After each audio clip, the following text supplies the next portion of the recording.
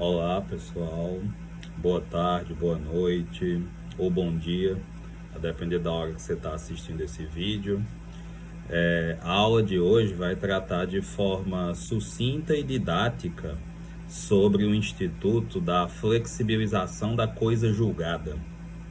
No nosso ordenamento, nós, através de doutrina, temos constatado que boa parte dos autores, capitaneados pelo ministro José Delgado, pelo doutrinador Humberto Teodoro Júnior, pelos ensinamentos do Cândido Rangel Dinamarco, eles têm levado em consideração que o Instituto da Coisa Julgada, artigo 5º, inciso 36 da Constituição, apesar de ser cláusula pétrea, de buscar o preceito segurança jurídica e na modalidade coisa julgada material, gerar a chamada imutabilidade do dispositivo da decisão, regra geral.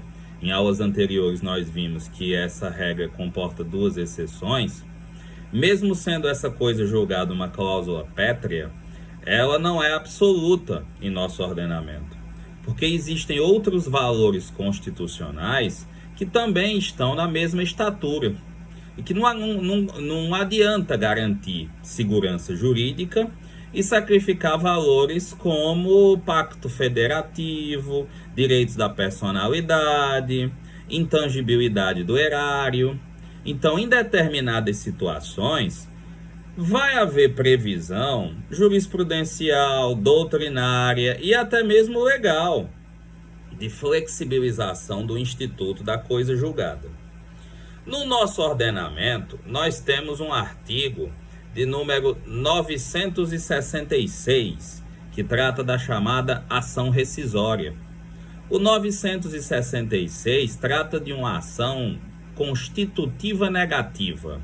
É uma ação autônoma que vai exigir condições e pressupostos processuais, que vai ser aforada em um tribunal. Não veremos ação rescisória no âmbito de varas jurisdicionais, juízos de primeiro grau. E essa ação rescisória, nos incisos do 966, as situações previstas no rol de incisos do 966 vai permitir que os legitimados do rol do 967 venham a buscar, através de uma ação autônoma, constitutiva negativa, desconstitutiva, uma nova coisa julgada, que venha a desconstituir a primeira coisa julgada, venha flexibilizar decisão anterior transitada em julgado na modalidade material. E essa coisa julgada, regra geral, ela se subsume ao prazo do artigo 975 do CPC, 2 anos a contar do fim do prazo do julgamento do último recurso. Veja, é uma regra geral. Existem outros prazos diversos. Existe o prazo de 5 anos, quando se trata de prova nova. Existe o prazo que começa a correr da declaração de inconstitucionalidade, lá na fase de cumprimento de sentença, que a gente também vai falar em aulas futuras. Existe ainda a hipótese que é ventilada pela doutrina, em que mesmo ultrapassados 2 anos, ainda caberia a ação rescisória. Duas são as hipóteses que são consagradas no âmbito do STJ e que a doutrina avaliza como sendo passíveis de interposição de ação rescisória, mesmo que ultrapassada a regra geral de 2 anos. A primeira delas é a investigação de paternidade. A coisa julgada decorrente de uma ação jurisdicional em que, através da utilização de exames e de perícias, chegou-se a um resultado de ausência de paternidade ou existência da relação paternidade, e essa coisa julgada é divorciada da verdade, ou seja, a ação de paternidade, ela gerou uma coisa julgada que não se conforma com o mundo fenomênico, ou existe ausência de paternidade e a ação diz que há paternidade, ou existe a paternidade propriamente dita, mas a ação foi julgada improcedente. Nessas hipóteses, boa parte de nossa doutrina e posicionamentos adotados em julgados do STJ tem aceito que a ação rescisória, mesmo depois do prazo bienal, venha a suplantar coisa julgada de processo pretérito. Porque estamos falando de dignidade da pessoa humana, identidade biológica, objetivos, fundamentos, direitos e garantias fundamentais de nossa república que estão na mesma estatura da coisa julgada material, segurança jurídica. Um segundo exemplo seriam as ações de desapropriação em que a fazenda pública sofreu prejuízo. Inúmeras são as hipóteses em que fica constatado em momento posterior que o imóvel desapropriado ele foi supervalorizado, muitas vezes com base em laudos fraudulentos. Tem-se entendido no âmbito do STJ que o erário ele é imprescritível quando existe um ato doloso que gera esse dano em face de fazenda pública. Estamos falando do artigo 37, parágrafo 6º e parágrafo 7º da Constituição, que merece que você em casa dê uma leitura com mais calma. Nessas hipóteses, tem-se entendido que mesmo ultrapassado o prazo de 2 anos, a fazenda pública pode buscar, via ação autônoma, desconstituir coisa julgada pretérita que gerou uma indenização muito acima do valor do imóvel, porque esse dano ao erário não é compatível com os princípios que tratam do ordenamento jurídico pós-88. Tanto o dano ao erário, como já foi mencionado aos colegas, quanto os princípios da impessoalidade, da moralidade administrativa, e alguns autores como José dos Santos Carvalho Filho, aí um administrativista, fala até do princípio da eficiência. Então, nestas duas hipóteses, correção de coisa julgada, que tratou de maneira errônea, existência ou inexistência de relação de parentesco na modalidade paternidade, e ações indenizatórias decorrentes de desapropriação em que o ente público foi lesado, porque o valor do bem desapropriado era muito acima do valor de mercado. Além dessas duas hipóteses, em que autores como Marcos Vinícius Rios Gonçalves entendem que mesmo depois de 2 anos caberia ação rescisória, volto a dizer, porque o valor constitucional que busca ser preservado está numa esfera de mesma hierarquia da coisa julgada. Há que se falar também na ação de inexistência de citação válida, a chamada querela nullitatis insanabilis. Nessas hipóteses, ocorreu uma demanda em que não existiu citação válida. Leia-se, um pressuposto processual de existência. Lembre-se que a sentença é um ato jurídico. Ela obedece à escala pontiana, não é? Validade, existência, validade e eficácia.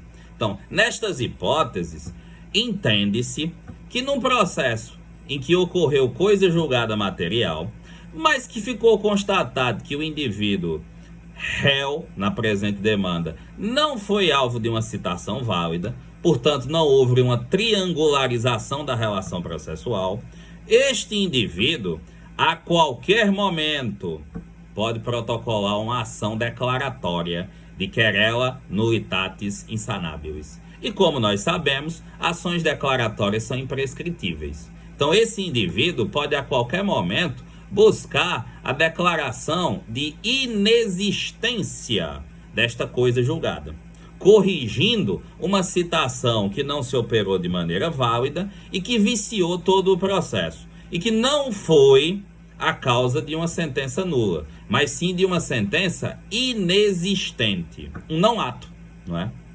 Por fim, ainda existe a hipótese de cumprimento de sentença, de acordo com o 515 e seguintes do CPC. O 515 é o rol dos títulos executivos judiciais.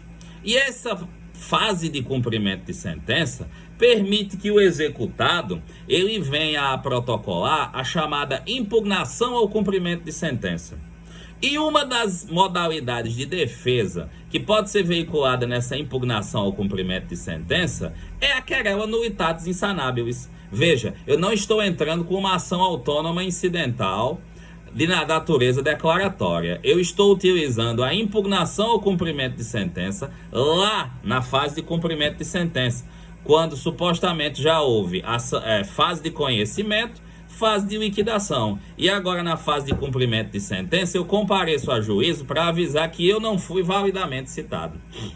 Além disso, também é possível que no mesmo incidente de impugnação ao cumprimento de sentença, eu também me valha da hipótese de declaração de inconstitucionalidade de um ato normativo por parte do Supremo Tribunal Federal, seja no controle concentrado, seja no controle difuso. E com base nessa declaração de inconstitucionalidade de um ato normativo, eu posso veicular essa defesa em impugnação ao cumprimento de sentença, para provar a inexigibilidade do título judicial, que julgou uma demanda procedente com base em ato normativo declarado em momento posterior inconstitucional. Essa hipótese prevê também a possibilidade de ação rescisória a contar do trânsito em julgado da declaração de inconstitucionalidade, e não do trânsito em julgado da ação do último ato decidido em sede de recurso. O Fernando Gargiardoni, um processualista paulista, ele critica essa possibilidade que foi veiculada no 525 do CPC, com base no entendimento de que houve uma banalização da hipótese de flexibilização desse título executivo judicial e que isso pode gerar insegurança jurídica. Autores, entretanto, entendem que o dispositivo não é inconstitucional, que o dispositivo não foi até então declarado inconstitucional pelo Supremo, então presume-se válido, presume-se legítimo.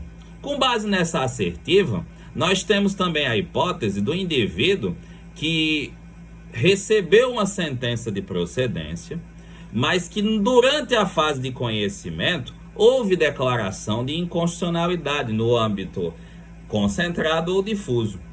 Este indivíduo não precisará, sendo ele o executado, protocolar uma ação rescisória. Já na fase de cumprimento de sentença, ele pode promover impugnação e pode buscar a inexigibilidade do título. Então vejamos que o nosso ordenamento é um ordenamento baseado na ideia de que nem direitos e garantias fundamentais são considerados absolutos. E neste rol se inclui a coisa julgada, que pode ser alvo de uma ação rescisória, 966 do CPC, e pode ser movida pelos legitimados previstos no artigo 967, matéria da aula seguinte. Pode ser alvo de uma ação de querela nullitatis insanabilis, sempre que comprovada a ausência de citação válida e a ausência de triangularização da demanda, deixando claro que essa ação não se submete ao prazo decadencial em regra de 2 anos da ação rescisória do 966 do CPC, que esta é uma ação declaratória de querela nullitatis insanabilis, portanto, se é declaratória, é imprescritível. E a terceira hipótese, aquela em que você pode utilizar a impugnação ao cumprimento de sentença para arguir inconstitucionalidade declarada pelo Supremo Tribunal Federal no controle concentrado ou no controle difuso, se isso se deu na fase de conhecimento do processo em que você restou sucumbente. E agora você se defende via impugnação de cumprimento de sentença na qualidade de executado. Também fazendo uma diferença para a hipótese em que a declaração de controle de inconstitucionalidade, do STF, ela vem no momento posterior à fase de conhecimento, hipótese em que inicia-se o prazo para a ação rescisória, diferente do prazo do 975 do CPC, que trata de um prazo, regra geral, bienal, a contar do resultado do último recurso protocolado naquele processo. Então, com base nesse vídeo sucinto e de maneira didática, nós conseguimos falar das hipóteses de flexibilização da coisa julgada E conseguimos ainda ilustrar 2 exemplos aos colegas, tanto em relação às ações de investigação de paternidade, quanto em relação às ações que estão relacionadas a dano ao erário decorrente de supervalorização de bens imóveis desapropriados. Então, com base nisso, fica então a aula de hoje marcada pela ênfase de que é viável no ordenamento brasileiro a flexibilização da coisa julgada.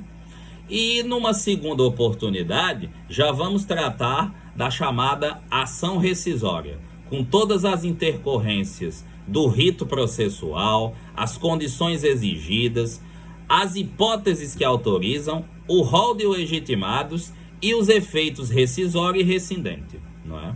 Com base nesses elementos, eu me despeço dos colegas por hoje, agradeço a atenção de todos e me coloco à disposição para eventuais dúvidas. Muito obrigado pela atenção.